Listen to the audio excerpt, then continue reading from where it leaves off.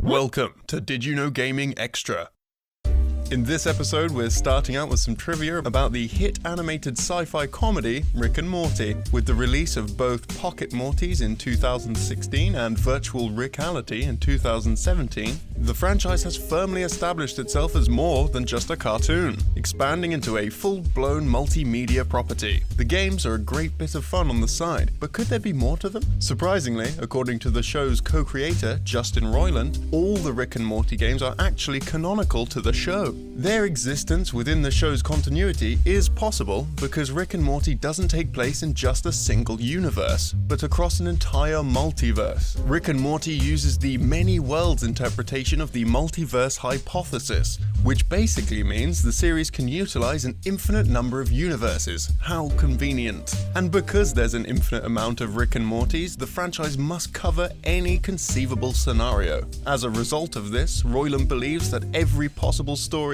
would already exist in the Rick and Morty multiverse and are therefore canon. Speaking of animated sci-fi comedies that got their own video games, there was an interesting event in the Futurama franchise, where cutscenes from its 2003 video game were repackaged and sold on DVD. The cutscenes were meshed into a 30-minute video dubbed The Lost Adventure, and slightly edited to remove the fourth wall breaking moments and minor characters, as well as changing some of the sound effects. The episode was included as a bonus feature of the DVD for the Futurama movie, The Beast with a Billion Backs. Interestingly, this wasn't a spur-of-the-moment inclusion. According to Futurama's co-creator, David X. Cohen, the team were trying to get The Lost Adventure out for years. Several members of the show's crew worked on the cutscenes, and the team was so proud of it, they considered it the honorary 73rd episode of the cartoon. Another beloved sci-fi series is Nintendo's Metroid franchise.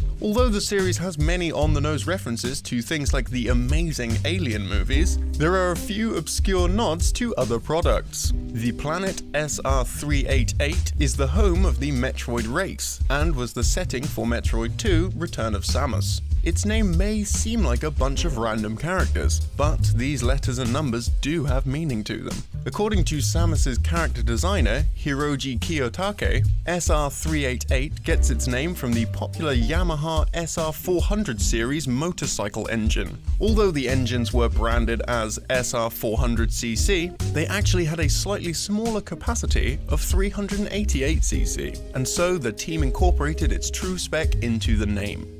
And now it's time for this episode's random piece of trivia. We've decided to talk about an obscure Sega game, the often overlooked Sega Saturn title, Astal. The game was a 2D action platformer by Sega. It sold poorly in North America, which might have had something to do with the game's name not appearing on the spine of the box art. Who thought that was a good idea? Though the low sales may be due to its very short length, which led to the game being poorly reviewed by some critics. Although the game's obscurity is interesting, the most fascinating part of the game can't be seen while playing it. Within the game's data is an unused sprite of Mario. This is particularly interesting as Sega and Nintendo were rivals at the time of Astal's development. Nintendo probably wouldn't have allowed the Italian plumber to be featured in the game, so it may have been left in by Astal's developers just for fun. It's also worth noting that the style of the sprite does not match that of the game, which backs up the idea it was probably added by developers for their own amusement. On the screen we've got two other Did You Know Gaming Extra videos you might like. Thanks for watching, and if you like what you saw, consider subscribing for more videos. Splendid.